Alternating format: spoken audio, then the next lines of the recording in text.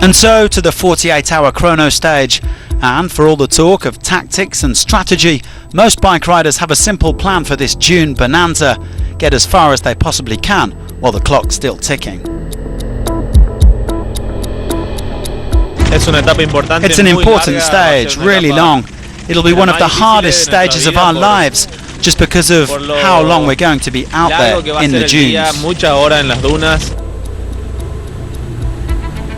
We can ride until 4 o'clock, so it's about all I know. Hopefully we can cover a fair bit of ground today, and then it'll be quite a small day tomorrow.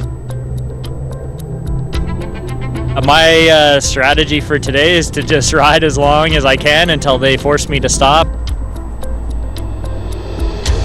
We've stockpiled a heap of food and a heap of hydration and stuff, so hopefully we can make up some time and push all the way to the front.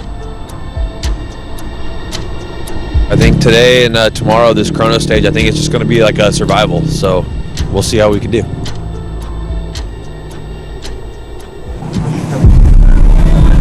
Joan Barreda had a nasty crash yesterday and injured his ribs.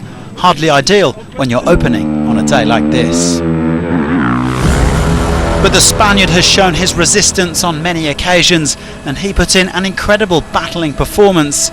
He was still at the front when the leading bikers stopped for the day, having spent 7 hours in the saddle.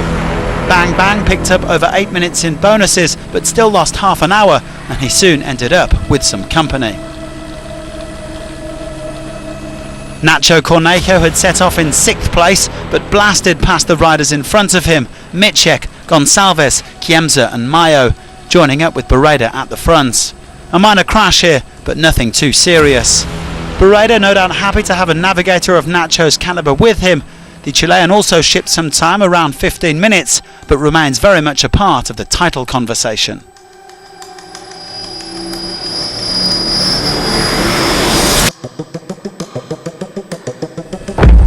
Unfortunately, not everybody would make it through the empty quarter. Skylar Howes ground to a halt just 40 kilometres in, having already noticed a technical issue on his Honda, and that would be game over for the American, who was unable to make the necessary repairs in the desert. His bike had to be airlifted out, Honda losing their second factory rider after Tosha Shireno.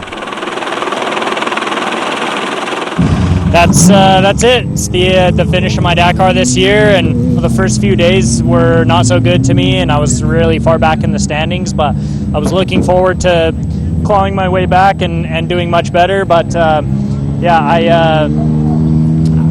don't know. It's a bummer year for me, and to stop now is unfortunate. So looking to go back and rebuild and do better for next year. Others were struggling in the soft sand, which meant their machines were guzzling gas quicker than expected. It's tough managing the fuel consumption. I did ease off a bit in the first part of the special to make sure that I got here okay, and it was fine. But the next section is longer, so we're really going to have to watch out.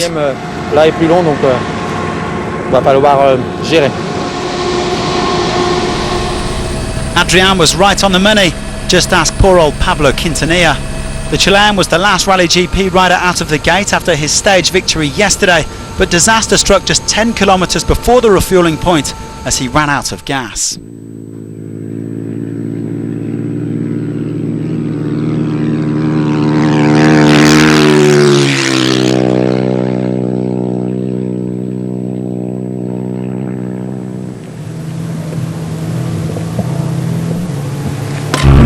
We had a long preparation.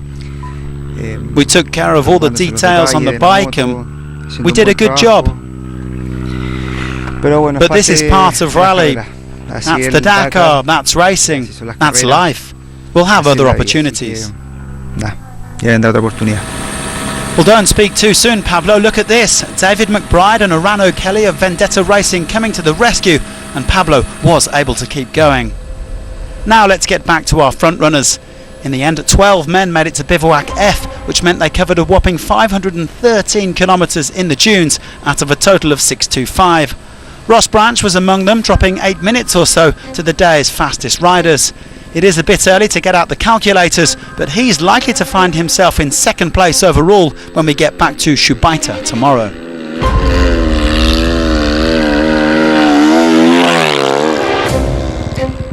Luciano Benavides had to change his engine yesterday after a couple of late misfires, and that meant incurring a 15-minute penalty.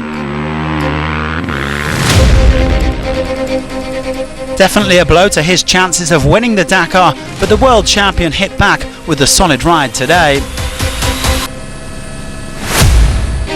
He was 5th fastest over the course of the day's action, and that should see him go back into the top 10 overall.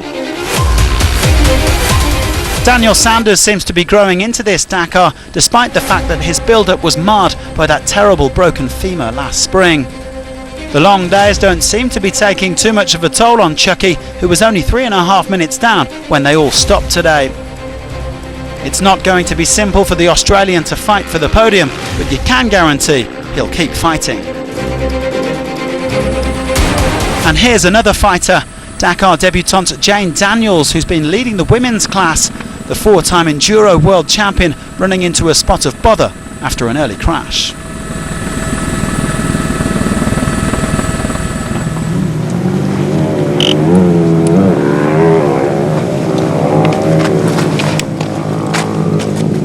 This is bent, so it'll be hard to read the navigation.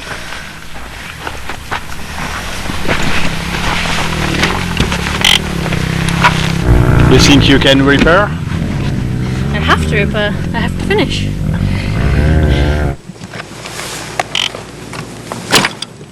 A couple of hours lost for Jane, but she did make it through to Bivouac C.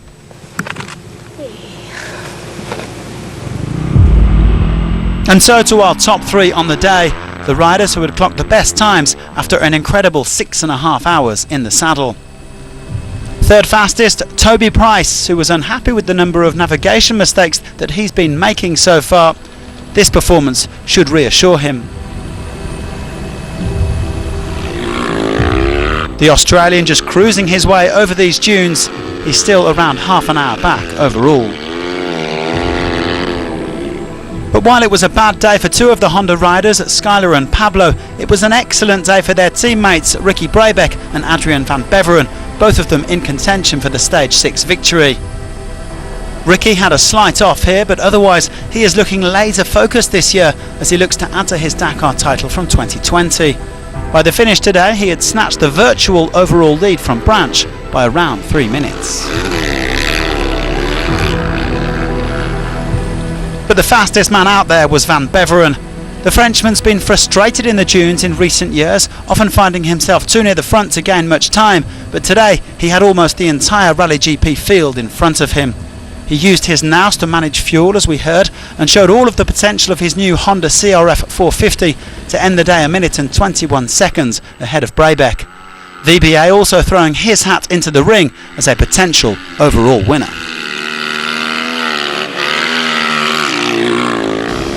We don't have times for you as the stage officially concludes tomorrow with a much shorter spin of 112 kilometres. This is yesterday's top 10 and everyone but Quintanilla and Romain Dumontier made it to Bivouac F. The Rally 2 riders did start further back after all. Join us again on Friday to see how it all shakes out before the rest day.